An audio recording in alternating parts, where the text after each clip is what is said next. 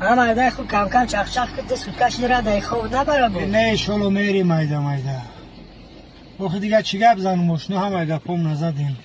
دوره کودکی یگان استوری خوب نقل که؟ دوره کودکی یگان استوری خوب نداره. همین سالای گشنگی در کلان شدگیم روز تا وگر کارم قرودزدی و تخمدزدی بود.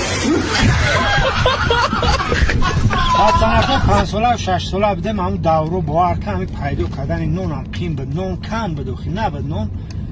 بعد خیلی کودکی 5 ساله و 6 ساله پروا داره هم شکم بسیار شمید نه چریدن شد. همین سری طبق در میششتم یفت که خیلی رختم تا قمه پیچوندم خیلی سوز بود. بعد خدا رحمت کنه همین رحمتی بابا ما بسیار مسافر خوشگپ بود.